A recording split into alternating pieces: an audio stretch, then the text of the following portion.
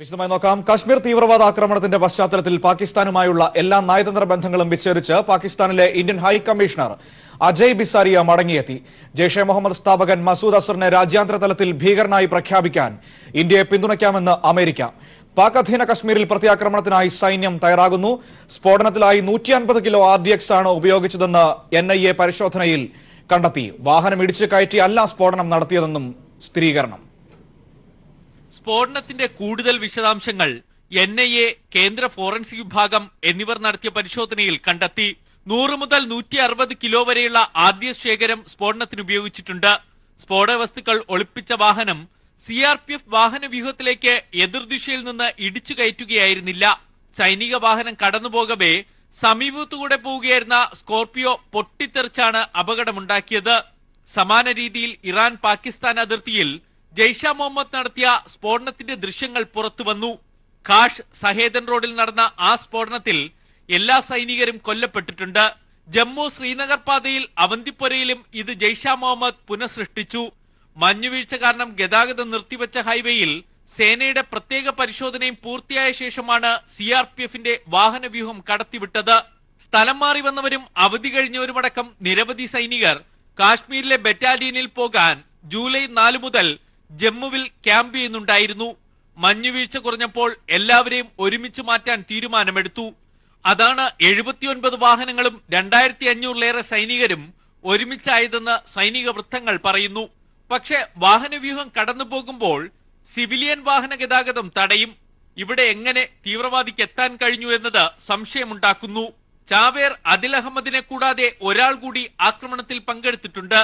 ജെയ്ഷെ മുഹമ്മദിന്റെ സ്ഥാപകൻ മസൂദ് അസ്ഹറിന്റെ മൂത്ത സഹോദരൻ അത്തർ ഇബ്രാഹിമിന്റെ മകൻ മുഹമ്മദ് ഉമേറാണ് സ്ഫോടനത്തിന് പിന്നിലെ സൂത്രധാരനെന്ന് അന്വേഷണ സംഘം സംശയിക്കുന്നു.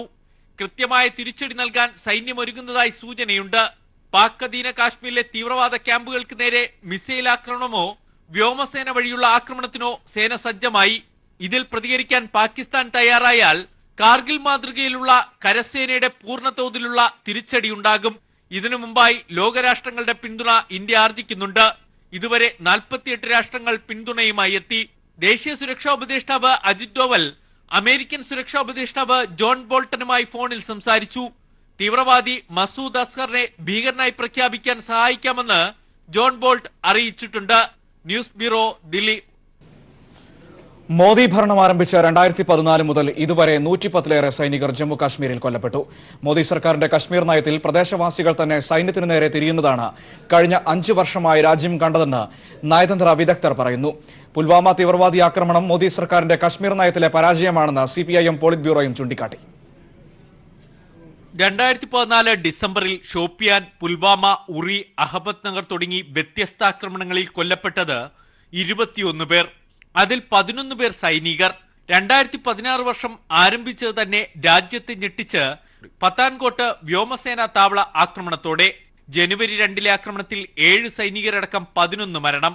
അതേ വർഷം ജൂൺ 25-ന് പുൽവാമയിൽ തീവ്രവാദികളും സുരക്ഷാ സൈന്യവും തമ്മിലുള്ള ഏറ്റുമുട്ടലിൽ 8 സൈനികർ മരിച്ചു.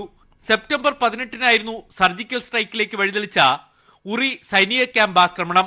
18 ജവാന്മാർ വീരമൃത്യു വരിച്ചു. നവംബർ 29-ന് വീണ്ടും നഗ്രോട്ട സൈനിക താവളത്തിലേക്ക് തീവ്രവാദികളെത്തി. പ്രത്യാക്രമണത്തിൽ എല്ലാ തീവ്രവാദികളെയും വധിച്ചെങ്കിലും രാജ്യത്തിന് നഷ്ടമായത് 7 സൈനികരുടെ ജീവൻ. 2017-ലെ ആദ്യ മാസങ്ങളിൽ വലിയ ആക്രമണങ്ങൾ കാശ്മീരിലുണ്ടായില്ല. പക്ഷേ ഓഗസ്റ്റ് 26-ന് പുൽവാമ ജില്ലാ പോലീസ് ആസ്ഥാനത്തിന് സമീപമുണ്ടായ സ്ഫോടനത്തിൽ 8 സൈനികർക്ക് ജീവൻ നഷ്ടമായി. വർഷാവസാന ദിനമായ ഡിസംബർ 31-ന് പുൽവാമ മിലിറ്ററി ക്യാമ്പിലേക്ക് വീണ്ടും ആക്രമണം. 5 സൈനികരടക്കം 8 പേർ മരിച്ചു. 2019-ൽ ചാവേർ ആക്രമണത്തിലൂടെ 41 CRPF ജവാന്മാരെ വീണ്ടും രാജ്യത്തിന് നഷ്ടമായി. പല ആക്രമണങ്ങളിലും പ്രദേശവാസികളാണ് മുൻനിരയിൽ. നരേന്ദ്രമോദി സർക്കാരിന്റെ ജമ്മു കാശ്മീർ നയം തന്നെ ചോദ്യം ചെയ്യപ്പെടുന്നു. സർക്കാർ പോലും ഇല്ലാത്ത വിധത്തിൽ കാശ്മീർ ഒറ്റപ്പെട്ടിരിക്കുന്നു. തീവ്രവാദികളെയും പ്രദേശവാസികളെയും ഒരുപോലെ കൈകാര്യം ചെയ്യുന്നതും പ്രശ്നങ്ങൾ വഷളാക്കുന്നുണ്ട്. നരേന്ദ്രമോദി സർക്കാരിന്റെ കാശ്മീർ നയം പരാജയപ്പെട്ടുവെന്ന് CPIM പോളിറ്റ് ബ്യൂറോ ചൂണ്ടിക്കാട്ടി. സത്യപ്രതിജ്ഞയ്ക്ക് ക്ഷണിച്ചും പാകിസ്ഥാനിൽ അപ്രതീക്ഷിത സന്ദർശനം നടത്തിയതിനുമപ്പുറം ജമ്മു കാശ്മീരിന്റെ മനസ്സറിയാൻ മോദി സർക്കാരിനും കഴിഞ്ഞില്ല. Santhosh സർലിംഗ്, news bureau, Delhi. ലോക്സഭാ തെരഞ്ഞെടുപ്പ് അടുത്ത സാഹചര്യത്തിലെങ്കിലും കേന്ദ്ര സർക്കാർ ജനദ്രോഹ നടപടികൾ അവസാനിപ്പിക്കണമെന്ന് CPIM സംസ്ഥാന സെക്രട്ടറി കോടിയേരി ബാലകൃഷ്ണൻ. രാജ്യം സംരക്ഷിക്കുന്ന പട്ടാളക്കാർക്ക് സംരക്ഷണം നൽകാതെ ആഭ്യന്തര കാര്യങ്ങളിൽ പോലും മോദി സർക്കാർ അഴിമതി നടത്തുകയാണെന്നും അദ്ദേഹം പറഞ്ഞു. കേരള സംരക്ഷണ യാത്രയുടെ 3ാം ദിവസത്തെ പര്യടനം ഉദ്ഘാടനം ചെയ്ത് സംസാരിക്കുകയായിരുന്നു കോടിയേരി. 40-ലേറെ ജവാന്മാർ ഒരൊറ്റ ബോംബ് സ്ഫോടനത്തിൽ ഛിന്നഭിന്നമായി നിൽക്കുന്ന രാജ്യത്തിനു മുമ്പിൽ പാർട്ടി പരിപാടികളും ഉദ്ഘാടനങ്ങളുമായി ദിവസം ചെലവഴിച്ച പ്രധാനമന്ത്രി നരേന്ദ്രമോദി. കേന്ദ്രമന്ത്രിസഭയുടെ സുരക്ഷാ സമിതി യോഗത്തിന്റെ വിശദാംശങ്ങൾ അറിയിക്കാൻ മന്ത്രി അരുൺ ജെയ്റ്റ്ലി ഹാളിന് പുറത്തേക്ക് എത്തുന്നതിന് മുമ്പ് തന്നെ യോഗത്തിൽ അധ്യക്ഷത വഹിച്ച പ്രധാനമന്ത്രി ദില്ലി റെയിൽവേ സ്റ്റേഷനിലേക്ക് കുതിച്ചു. സ്വന്തം മണ്ഡലമായ വാരണാസിയിലേക്കുള്ള ഹൈസ്പീഡ് ട്രെയിൻ ഉദ്ഘാടനം ചെയ്യുകയായിരുന്നു ലക്ഷ്യം. ഉദ്ഘാടനം കഴിഞ്ഞ മോദി ഝാൻസിയിലെ പാർട്ടിയുടെ തെരഞ്ഞെടുപ്പ് റാലിയിലെത്തി. കാശ്മീരിലാകട്ടെ ജവാന്മാരുടെ മൃതദേഹങ്ങൾ ആശുപത്രിയിൽ നിന്നും വിമാനത്താവളത്തിലേക്ക് മാറ്റുകയായിരുന്നു. അപ്പോൾ ജവാന്മാരുടെ കുടുംബത്തിന്റെ നിലവിളികൾ മാധ്യമങ്ങൾ സംപ്രേഷണം ചെയ്യുമ്പോൾ മോദി ഝാൻസിയിലെ റാലിയിൽ രാഷ്ട്രീയ പ്രസംഗം നടത്തുന്നു. അതിനുശേഷം ബീഹാറിലെത്തിയ മോദി നിരവധി പദ്ധതികളുടെ ഉദ്ഘാടനവും നിർവഹിച്ചു. ഇന്നലെ തീവ്രവാദാക്രമണം കഴിഞ്ഞയുടൻ വാർത്താ സമ്മേളനം പോലും കോൺഗ്രസ് നേതാവ് പ്രിയങ്ക ഗാന്ധി റദ്ദ് ചെയ്ത സമയത്ത് കർണാടകയിലെ BJP റാലിയിൽ ചിരിച്ചുല്ലസിച്ച് സംസാരിക്കുകയായിരുന്നു അമിത്ഷാ. ഭീകരാക്രമണത്തെ അപലപിച്ചതിനു ശേഷമായിരുന്നു അമിത്ഷായുടെ ആഹ്ലാദത്തോടെയുള്ള പ്രസംഗം. യോഗി ആദിത്യനാഥും കേരളത്തിലെ പരിപാടികൾ മുടക്കമില്ലാതെ നടത്തി. ദില്ലി BJP സംസ്ഥാന അധ്യക്ഷൻ മനോജ് തിവാരി അർദ്ധരാത്രി ഡാൻസ് പാർട്ടി നടത്തിയായിരുന്നു ഭീകരാക്രമണം അറിഞ്ഞ രാജ്യത്തോട് പ്രതികരിച്ചത്. കേന്ദ്ര റെയിൽവേ മന്ത്രി പീയൂഷ് ഗോയൽ തമിഴ്നാട്ടിലെ AIADMK സഖ്യ ചർച്ചകൾ നടത്തി പാർട്ടിയുടെ ശക്തി വർദ്ധിപ്പിക്കുന്ന തിരക്കിലായിരുന്നു. 40-ലേറെ സൈനികർ കൊല്ലപ്പെട്ടിട്ടും രാജ്യത്ത് ദുഃഖാചരണം പോലും ഉണ്ടായില്ല. News bureau, Delhi. ക്ഷമിക്കണം, ആ വാർത്ത മാറിപ്പോയതിൽ. മറ്റൊരു വാർത്തയിലേക്ക്. തദ്ദേശ ഉപതെരഞ്ഞെടുപ്പിൽ ലഭിച്ച മികച്ച വിജയം സാഹചര്യങ്ങൾ LDFന് അനുകൂലമാണെന്നതിന് തെളിവാണെന്ന് CPIM സംസ്ഥാന സെക്രട്ടറി കോടിയേരി ബാലകൃഷ്ണൻ. കേരള കോൺഗ്രസിൽ PJ ജോസഫ് ഉയർത്തുന്ന കലാപം വിജയിക്കാൻ പോകുന്നില്ലെന്നും അദ്ദേഹം പറഞ്ഞു. NSSനോട് LDFന് ശത്രുതാ മനോഭാവം ഇല്ലെന്നും അദ്ദേഹം തിരുവനന്തപുരത്ത് പറഞ്ഞു. സംസ്ഥാനത്തെ രാഷ്ട്രീയ സാഹചര്യം LDFന് അനുകൂലമാണ്. നൽകിയ വാഗ്ദാനങ്ങൾ നടപ്പാക്കുന്ന സർക്കാരാണ് ഇപ്പോൾ അധികാരത്തിലുള്ളത്. കോൺഗ്രസിൽ നിന്നും BJPയിൽ നിന്നും വ്യത്യസ്തമായ സമീപനമാണ് LDFന്റേതെന്ന് ജനം തിരിച്ചറിഞ്ഞു കഴിഞ്ഞു. അതിന്റെ പ്രതിഫലനമാണ് തദ്ദേശ ഉപതെരഞ്ഞെടുപ്പ് ഫലമെന്നും കോടിയേരി ബാലകൃഷ്ണൻ വ്യക്തമാക്കി. ഇന്നത്തെ രാഷ്ട്രീയ സാഹചര്യങ്ങൾ കേരളത്തിൽ ഇടതുപക്ഷ ജനാധിപത്യ മുന്നണിക്ക് അനുകൂലമായി മാറിക്കൊണ്ടിരിക്കുന്നു എന്നതാണ് പ്രകടമായി തെളിഞ്ഞുകൊണ്ടിരിക്കുന്നത്. അതിൻ്റെ തെളിവാണ് ഇന്നലെ പുറത്തു വന്ന തദ്ദേശ ഭരണ സ്ഥാപനങ്ങളുടെ ഉപതെരഞ്ഞെടുപ്പിൻ്റെ ഫലം. കേരള കോൺഗ്രസിൽ PJ ജോസഫ് നടത്തുന്ന കലാപം വിജയിക്കാൻ പോകുന്നില്ലെന്നും അദ്ദേഹം പറഞ്ഞു. PJ ജോസഫ് ഉണ്ടാക്കുന്ന കലാപമൊന്നും വിജയത്തിലെത്താൻ പോകുന്നില്ല. PJ ജോസഫ് ഇടയ്ക്കിടെ ഇങ്ങനെ ചില വെടിയൊക്കെ പൊട്ടിക്കും, പക്ഷെ അത് ലക്ഷ്യത്തിലെത്താൻ പോകുന്നില്ല. സാമുദായിക സംഘടനകൾ കമ്മ്യൂണിസ്റ്റുകാരുടെ ശത്രുക്കളല്ലെന്നും NSSലെ സാധാരണക്കാർ LDFനൊപ്പമാണെന്നും അദ്ദേഹം പറഞ്ഞു. NSSന്റെ സാധാരണക്കാരായ ജനങ്ങൾ CPMന്റെ ശത്രുക്കളല്ല. ഇടതുപക്ഷ മുന്നണിയിൽ പ്രവർത്തിക്കുന്ന ആളുകൾ, ആ സമുദായത്തിൽപ്പെട്ട മഹാഭൂരിപക്ഷം ആളുകൾ ഇടതുപക്ഷ മുന്നണിയിലാണ്. അതുകൊണ്ട് NSS നേതൃത്വത്തിന് ചിലപ്പോൾ എന്തെങ്കിലും വിപ്രതിപത്തി ഉണ്ടാകാം. അതവർ പ്രകടിപ്പിച്ചുകൊള്ളട്ടെ. അതവരുടെ അഭിപ്രായമായിട്ട് ഞങ്ങൾ കണക്കാക്കും. ഞങ്ങൾ അവരുടെ ശത്രുതാപരമായ നിലപാട് ഞങ്ങൾക്കില്ല. LDF ജാഥ അംഗങ്ങളും വാർത്താസമ്മേളനത്തിൽ പങ്കെടുത്തു. News bureau, Thiruvananthapuram. കണ്ണൂർ കൊട്ടിയൂരിൽ പ്രായപൂർത്തിയാകാത്ത പെൺകുട്ടിയെ പീഡിപ്പിച്ച കേസിൽ ഫാദർ റോബിൻ വടക്കഞ്ചേരിക്ക് 20 വർഷം കഠിന തടവ്. മറ്റ് 6 പ്രതികളെയും വെറുതെ വിട്ടു. വിവരങ്ങളുമായി M സന്തോഷ് ചേരുന്നുണ്ട്. സന്തോഷ്, എങ്ങനെയാണ് ശിക്ഷാവിധി വന്നിരിക്കുന്നത്? ശിക്ഷ വിധിച്ചുകൊണ്ട് കോടതി നിരീക്ഷിച്ച കാര്യങ്ങൾ എന്തൊക്കെയാണ്? തുടക്കത്തിൽ 10 പ്രതികൾ ഉണ്ടായിരുന്ന കേസിൽ നിന്നും 3 പേരെ സുപ്രീം കോടതി ഒഴിവാക്കിയിരുന്നു. ബാക്കിയുള്ള 7 പേരാണ് വിചാരണ നേരിട്ടത്.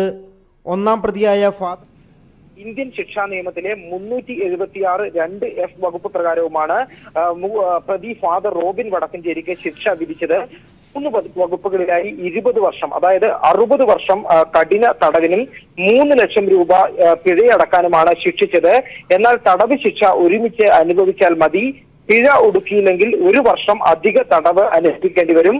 പിഴ തുകയുടെ പകുതി പെൺകുട്ടിക്ക് നഷ്ടപരിഹാരമായി നൽകണമെന്നും കോടതി വിധിച്ചിട്ടുണ്ട്. മറ്റൊരു പ്രധാന കാര്യം, ഈ വിചാരണ വേളയിൽ കൂറുമാറിയ രക്ഷിതാക്കൾക്കെതിരെ ഈ കേസിലെ 2ഉം 3ഉം സാക്ഷികളായിരുന്ന പെൺകുട്ടിയുടെ പിതാവിനെതിരെയും മാതാവിനെതിരെയും കേസെടുക്കാൻ കോടതി ഉത്തരവിട്ടിട്ടുണ്ട്. കൂടാതിയതിനും തെറ്റായ വിവരങ്ങൾ നൽകിയതിനുമാണ് കേസെടുക്കാൻ കോടതി ഉത്തരവിട്ടിരിക്കുന്നത്. ഈ കേസിന്റെ വിചാരണ ഘട്ടത്തിൽ 1ാം പ്രതിയായ പെൺകുട്ടിയും കൂറുമാറിയിരുന്നു. എന്നാൽ പെൺകുട്ടിക്കെതിരെ കോടതി നടപടി സ്വീകരിച്ചിട്ടില്ല. അതിന് കാരണമായി കോടതി ചൂണ്ടിക്കാട്ടിയത് പെൺകുട്ടി ഈ നാളുകൾക്കിടയിൽ തന്നെ വലിയ രീതിയിലുള്ള മാനസികമായിട്ടുള്ള പീഡനം, ബുദ്ധിമുട്ടുകൾ അനുഭവിക്കേണ്ടി വന്നിട്ടുണ്ട്. അതുകൊണ്ട് തന്നെ അത് പരിഗണിച്ചുകൊണ്ട് പെൺകുട്ടിയെ നടപടിയിൽ നിന്നും കോടതി ഒഴിവാക്കുകയാണ് ചെയ്തത്. ഈ പീഡനത്തിന് ഇരയായ പെൺകുട്ടിയുടെ കുഞ്ഞിനെ സർക്കാർ സംരക്ഷിക്കണമെന്നും കോടതി ഈ വിധിയിൽ ചൂണ്ടിക്കാണിച്ചിട്ടുണ്ട്. ഏറ്റവും നിർണായകമായത് ഈ കേസിന്റെ ഒരു അപൂർവത വിചാരണ വേളയിൽ പ്രധാനപ്പെട്ട എല്ലാ സാക്ഷികളും കൂറുമാറി എന്നുള്ളതാണ്. ഈ കേസ് തെളിയിക്കാൻ പ്രോസിക്യൂഷന് വലിയ വെല്ലുവിളിയാണ് ഉണ്ടായിരുന്നത്. കാരണം ഇരയായ പെൺകുട്ടിയും രക്ഷിതാക്കളും ഉൾപ്പെടെ എല്ലാ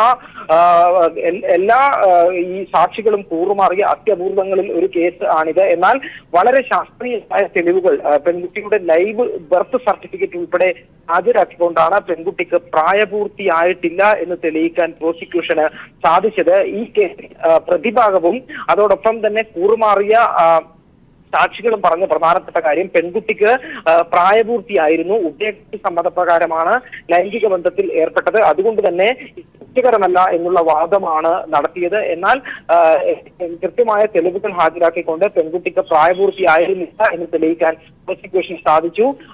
സർക്കാർ ഈ കേസുമായി ബന്ധപ്പെട്ട ഇടപെടലും എടുത്തു പറയേണ്ടതുണ്ട്.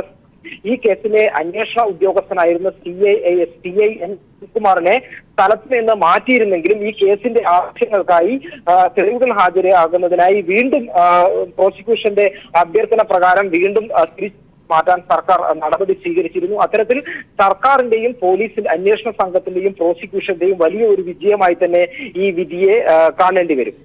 മനു. ശരി, M. സന്തോഷാണ് വിവരങ്ങൾ നൽകിയത്. ഇടവേള. സൈന്യത്തിന് സർവകക്ഷി യോഗത്തിന്റെ പൂർണ്ണ പിന്തുണ, രാജ്യത്തിന്റെ ഐക്യത്തിനായി നിലകൊള്ളുമെന്നും സർവകക്ഷി യോഗത്തിന്റെ പ്രമേയം. വിവരങ്ങളുമായി സന്തോഷ് സർലിംഗ് ചേരുന്നുണ്ട്. സന്തോഷ്, ഈ സർവകക്ഷി യോഗത്തിൽ ഉരുത്തിരിഞ്ഞു വന്ന ധാരണ എന്താണ്? സൈന്യത്തിന് പൂർണ്ണ പിന്തുണ നൽകുന്നതിനോട് ഒപ്പം തന്നെ പ്രമേയത്തിൽ പറയുന്ന മറ്റു കാര്യങ്ങൾ എന്തൊക്കെയാണ്?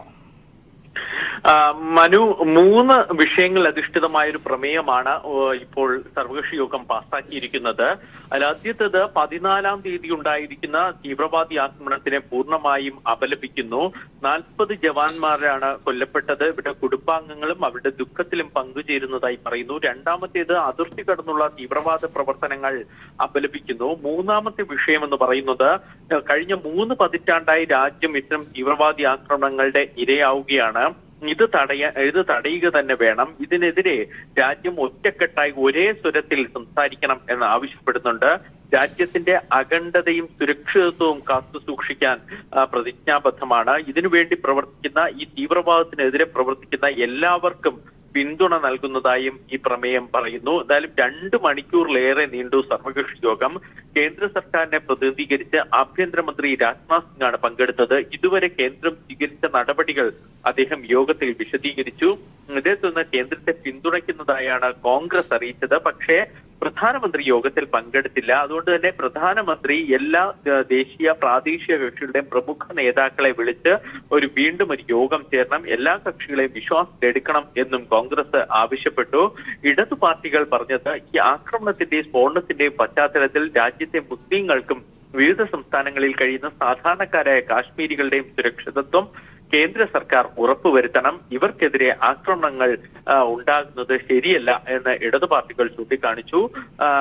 എന്തായാലും കഴിഞ്ഞ ഉറി ആക്രമണത്തെ തുടർന്ന് സർജിക്കൽ സ്ട്രൈക്കിന് ശേഷമാണ് കേന്ദ്രം സർവകക്ഷി യോഗം വിളിച്ചതെങ്കിൽ ഇത്തവണ സ്ഫോടനം കഴിഞ്ഞ ഉടനെയാണ് കേന്ദ്രം യോഗം വിളിച്ചിരിക്കുന്നത്. അത് തന്നെ ചൂണ്ടിക്കാണിക്കുന്നത് തെരഞ്ഞെടുപ്പ്. ശരി സന്തോഷം, ഞാൻ സന്തോഷിലേക്ക് വരാം. ഇപ്പോൾ പുൽവാമയിൽ കൊല്ലപ്പെട്ട VV വസന്തകുമാറിന്റെ മൃതദേഹം കരിപ്പൂര് എത്തിച്ചിരിക്കുന്നു. വയനാട്ടിൽ നിന്നുള്ള ധീര ജവാൻ. അവിടെ മന്ത്രി KT ജലീൽ, ഒപ്പം തന്നെ AK ശശീന്ദ്രൻ, ഒപ്പം കേന്ദ്രമന്ത്രി അൽഫോൺസ് കണ്ണന്താനം, മന്ത്രി തുടങ്ങിയവരുടെയൊക്കെ നേതൃത്വത്തിൽ, മന്ത്രി EP ജയരാജൻ തുടങ്ങിയവരുടെയൊക്കെ നേതൃത്വത്തിൽ മൃതദേഹം ഏറ്റുവാങ്ങുകയാണ്. അതിനുശേഷം കരിപ്പൂരിൽ നിന്നും ജന്മനാടായ വയനാട്ടിലേക്ക് കൊണ്ടുപോകും. ലക്കിടിയാണ് അദ്ദേഹത്തിന്റെ സ്വദേശം. അവിടെ പൊതുദർശനം ഉണ്ടാകും. അതിനുശേഷമായിരിക്കും കുടുംബ വീടിനോട് ചേർന്നുള്ള ശ്മശാനത്തിൽ സംസ്കാര ചടങ്ങുകൾ നടക്കുക. ധീരജവാന് അന്ത്യാഞ്ജലി വിട നൽകുകയാണ് കേരളം. അദ്ദേഹത്തിൻ്റെ ജന്മനാട് മന്ത്രിമാരുടെ എല്ലാം നേതൃത്വത്തിൽ അദ്ദേഹത്തിൻ്റെ മൃതശരീരം ഏറ്റുവാങ്ങുകയാണ്. കരിപ്പൂർ വിമാനത്താവളത്തിൽ വ്യോമസേനയുടെ വിമാനത്തിലാണ് അദ്ദേഹത്തിൻ്റെ മൃതശരീരം എത്തിച്ചിരിക്കുന്നത്. അല്പസമയം മുമ്പാണ് ദില്ലിയിൽ നിന്നും വിമാനം കരിപ്പൂരിലെത്തിയത്. ഒപ്പം തന്നെ തമിഴ്നാട്ടിലടക്കം ഉണ്ടായിരുന്ന ഈ ആക്രമണത്തിൽ കൊല്ലപ്പെട്ട തമിഴ്നാട്ടിലടക്കം ഉണ്ടായിരുന്ന ജവാന്മാരുടെ മൃതദേഹങ്ങളും അദ്ദേഹത്തിൻ്റെ മൃതദേഹത്തോടൊപ്പം കൊണ്ടുവന്നിരുന്നു. അതൊക്കെ അവരവരുടെ ജന്മനാടുകളിൽ എത്തിച്ച ശേഷമാണ് ഇപ്പോൾ വസന്തകുമാറിൻ്റെ മൃതദേഹം കരിപ്പൂരിലേക്ക് കൊണ്ടുവന്നിരിക്കുന്നത്. ഇതിനുശേഷം കരിപ്പൂരിൽ നിന്നും അദ്ദേഹത്തിൻ്റെ ജന്മനാടായ വയനാട്ടിലെ ലക്കിടിയിലേക്ക് കൊണ്ടുപോകും. ലക്കിടിയിലെ സ്കൂളിൽ പൊതുദർശനമുണ്ടാകുമെന്നാണ് നമുക്ക് അറിയാൻ വേണ്ടി കഴിയുന്നത്. അവിടെ അദ്ദേഹത്തിൻ്റെ ജന്മനാട് അദ്ദേഹത്തിന് അന്ത്യാഞ്ജലി അർപ്പിക്കും. അതിനുശേഷം ആണ് സംസ്കാര ചടങ്ങുകൾ തീരുമാനിച്ചിരിക്കുന്നത്. അല്പസമയം മുമ്പാണ് കരിപ്പൂർ വിമാനത്താവളത്തിൽ അദ്ദേഹത്തിൻ്റെ മൃതദേഹം എത്തിച്ചത്. പുൽവാമയിൽ കൊല്ലപ്പെട്ട ധീരജവാൻ വി വസന്തകുമാറിന് എല്ലാ സൈനിക സംസ്ഥാന ഔദ്യോഗിക ബഹുമതികളോടെയാണ് അദ്ദേഹത്തിൻ്റെ മൃതദേഹം സംസ്കരിക്കുക. ഇപ്പോൾ മന്ത്രിമാരുടെ ഒക്കെ നേതൃത്വത്തിൽ കേന്ദ്ര സംസ്ഥാന മന്ത്രിമാരുടെ നേതൃത്വത്തിൽ മൃതദേഹം ഏറ്റുവാങ്ങുകയാണ്. ജന്മനാടിൻ്റെ ആദരം നൽകുകയാണ് രാജ്യത്തിനു വേണ്ടി ജീവൻ ത്യജിച്ച വസന്തകുമാറിന്. വിട നൽകുകയാണ് അദ്ദേഹത്തിൻ്റെ ജന്മനാട്. അല്പസമയം മുമ്പ് വ്യോമസേനയുടെ പ്രത്യേക വിമാനത്തിൽ കരിപ്പൂർ അന്താരാഷ്ട്ര വിമാനത്താവളത്തിൽ കോഴിക്കോട് അന്താരാഷ്ട്ര വിമാനത്താവളത്തിൽ മൃതദേഹം എത്തിച്ചു. അതിനുശേഷം ഇനി അല്പസമയത്തിനകം തന്നെ അവിടെ നിന്ന് അദ്ദേഹത്തിൻ്റെ ജന്മനാടായ വയനാട്ടിലെ വൈത്തിരിയിലേക്ക് കൊണ്ടുപോകും. ഇപ്പോൾ മന്ത്രിമാരായ E P Jayarajan, K T Jaleel, A K Saseendran, ഒപ്പം തന്നെ കേന്ദ്രമന്ത്രി അൽഫോൺസ് കണ്ണന്താനം, ഇ ടി മുഹമ്മദ് ബഷീർ അടക്കമുള്ള നേതാക്കൾ, അങ്ങനെ പ്രധാനപ്പെട്ട നേതാക്കന്മാരും മന്ത്രിമാരുമൊക്കെ അദ്ദേഹത്തിൻ്റെ മൃതദേഹം ഏറ്റുവാങ്ങാനായി കോഴിക്കോട് അന്താരാഷ്ട്ര വിമാനത്താവളത്തിലെത്തിയിട്ടുണ്ട്. ജന്മനാടിൻ്റെ ആദരം നൽകുകയാണ് രാജ്യത്തിനു വേണ്ടി ജീവൻ ബലിയർപ്പിച്ച ധീരജവാൻ. ഇപ്പോൾ കെ ടി സ്വാരി ചേരുന്നുണ്ട് മലപ്പുറത്ത് നിന്നും. സ്വാരി, ഇനി എപ്പോഴാണ് മൃതദേഹം അദ്ദേഹത്തിൻ്റെ ജന്മനാട്ടിലേക്ക് കൊണ്ടുപോകുന്നത്? അതിൻ്റെയൊക്കെ കാര്യങ്ങൾ ഇനി എങ്ങനെയാണ്? മനു, അല്പസമയം മുമ്പാണ് ഏതാണ്ട് 2:20 സൈനികൻ വി വസന്തകുമാറിന്റെ മൃതദേഹം വഹിച്ചുകൊണ്ടുള്ള എയർഫോഴ്സിന്റെ പ്രത്യേക വിമാനം കരിപ്പൂരിലെത്തിയത്. പൂർണ്ണ സൈനിക ബഹുമതികളോടെയാണ് മൃതദേഹം ഏറ്റുവാങ്ങിയത്. കേന്ദ്രമന്ത്രി അൽഫോൺസ് കണ്ണന്താനം, സംസ്ഥാന മന്ത്രിമാരായ E P Jayarajan, A K Saseendran, മന്ത്രി കെ ടി ജലീൽ തുടങ്ങിയവരെല്ലാം തന്നെ കരിപ്പൂരിലുണ്ടായിരുന്നു. പാലക്കാട് ജില്ലയിലെയും വയനാട് ജില്ലയിലെയും കോഴിക്കോട് ജില്ലയിലെയും മലപ്പുറം ജില്ലയിലെയും MLA മാരും കരിപ്പൂരിൽ അന്ത്യോപചാരം അർപ്പിക്കാനെത്തിയിരുന്നു. അതോടൊപ്പം തന്നെ വസന്തകുമാറിന്റെ അടുത്ത ബന്ധുക്കളും കരിപ്പൂരിൽ ഉണ്ടായിരുന്നു. അല്പസമയത്തിനകം തന്നെ മൃതദേഹം വയനാട്ടിലേക്ക് കൊണ്ടുപോകും. 6 മണിയോടെ മൃതദേഹം സംസ്കരിക്കുമെന്നാണ് നമുക്ക് മനസ്സിലാക്കാൻ കഴിയുന്നത്. പൂർണ്ണ സൈനിക ബഹുമതികളോടെയാണ് സംസ്കാര ചടങ്ങുകൾ. വയനാട്ടിലേക്ക് പോകുന്ന വഴി കോഴിക്കോട് തൊണ്ടയാട് ബൈപ്പാസിൽ അല്പസമയം പൊതുദർശനത്തിന് വെക്കും. അതിനുശേഷമാണ് ജന്മനാട്ടിൽ പൊതുദർശനത്തിനായി വയനാട്ടിലേക്ക് കൊണ്ടുപോകുന്നത്. മുഖ്യമന്ത്രിക്ക് വേണ്ടി മന്ത്രി ഇ പി ജയരാജനാണ് അന്ത്യോപചാരം അർപ്പിച്ചത്. മനു, തീർച്ചയായും സ്വാലി, പൂർണ്ണമായ, അതായത് വിവിധ സേനാ വിഭാഗങ്ങളുടെയും സംസ്ഥാന സർക്കാരിന്റെയും ഒക്കെ അന്ത്യോപചാരം അർപ്പിക്കുന്ന ചടങ്ങുകളാണോ ഇപ്പോൾ വിമാനത്താവളത്തിൽ നടന്നുകൊണ്ടിരിക്കുന്നത്? തീർച്ചയായും മനു, വലിയ ഒരു ജനാവലി തന്നെ വസന്തകുമാറിന്റെ സൈനികന്റെ മൃതദേഹം എത്തുന്നത് കാത്ത് കരിപ്പൂരിൽ ഉണ്ടായിരുന്നു. അദ്ദേഹത്തിന്റെ അടുത്ത ബന്ധുക്കളും സുഹൃത്തുക്കളും അതോടൊപ്പം തന്നെ മന്ത്രിമാരും ജനപ്രതിനിധികളെല്ലാം തന്നെ ഏറെ നേരമായി കാത്തു നിൽക്കുകയായിരുന്നു. എയർഫോഴ്സിന്റെ പ്രത്യേക വിമാനത്തിലാണ് ധീരജവാന്റെ മൃതദേഹം കരിപ്പൂരിലെത്തിയത്. മന്ത്രി അൽഫോൺസ് കണ്ണന്താനത്തിന്റെ നേതൃത്വത്തിൽ, കേന്ദ്രമന്ത്രി അൽഫോൺസ് കണ്ണന്താനത്തിന്റെ നേതൃത്വത്തിൽ ആണ് മൃതദേഹം ഏറ്റുവാങ്ങിയത്. പൂർണ്ണ സൈനിക ബഹുമതികളോടെ സംസ്ഥാന സർക്കാരിന്റെയും കേന്ദ്ര സർക്കാരിന്റെയും പൂർണ്ണ ബഹുമതികളോടെയാണ് മൃതദേഹം ഏറ്റുവാങ്ങിയത്. ഇപ്പോൾ ചടങ്ങുകൾ പുരോഗമിക്കുകയാണ്. മന്ത്രിമാർ അന്ത്യോപചാരം അർപ്പിച്ചു. ജില്ലാ കലക്ടർ അമിത് മീണ IAS അന്ത്യോപചാരം അർപ്പിച്ചു. അതുപോലെ സാമൂഹ്യ രാഷ്ട്രീയ രംഗത്തെ പ്രമുഖരെല്ലാം തന്നെ കരിപ്പൂരിൽ തന്നെയുണ്ട്. ചടങ്ങുകൾക്ക് ശേഷം, അന്ത്യോപചാര ചടങ്ങുകൾക്ക് ശേഷമാണ് അല്പസമയത്തിനകം തന്റെ മൃതദേഹം വയനാട്ടിലേക്ക് പോകുന്നതിന് വഴി കോഴിക്കോട് തൊണ്ടയാട് ബൈപ്പാസിൽ കൂടി പൊതുദർശനത്തിനുള്ള സൗകര്യം ഒരുക്കിയിട്ടുണ്ട്. ഏതാണ്ട് അരമണിക്കൂറോളം തൊണ്ടയാടും പൊതുദർശനം ഉണ്ടാകുമെന്നാണ് അറിയിച്ചിട്ടുള്ളത്. വലിയ ഒരു ജനാവലി തന്നെ കരിപ്പൂരിൽ ഏറെ നേരമായി കാത്തിരിക്കുകയായിരുന്നു. ഇന്ന് രാവിലെ 8 മണിയോടെ എത്തുമെന്നാണ് ആദ്യം അറിയിച്ചിരുന്നെങ്കിലും പിന്നീട് അത് സമയത്തിൽ മാറ്റമുണ്ടായി. അദ്ദേഹത്തിന്റെ ബന്ധുക്കളും മറ്റുമുള്ളവരെല്ലാം തന്നെ, സഹോദരൻ ഉൾപ്പെടെയുള്ളവർ കരിപ്പൂരിൽ എത്തിയിട്ടുണ്ട്.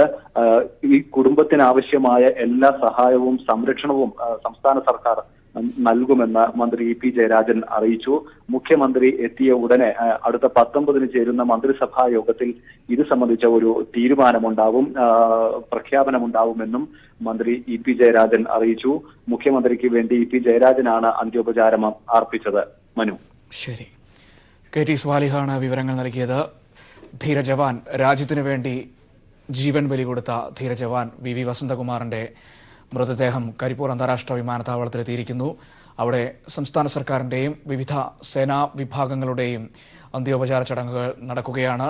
പൂർണ്ണ സംസ്ഥാന സൈനിക ഔദ്യോഗിക ബഹുമതികളോടെയായിരിക്കും അദ്ദേഹത്തിന്റെ മൃതദേഹം സംസ്കരിക്കുക. അല്പസമയത്തിനകം തന്നെ വസന്തകുമാറിന്റെ മൃതശരീരം ജന്മനാടായ വയനാട്ടിലേക്ക് കൊണ്ടുപോകും.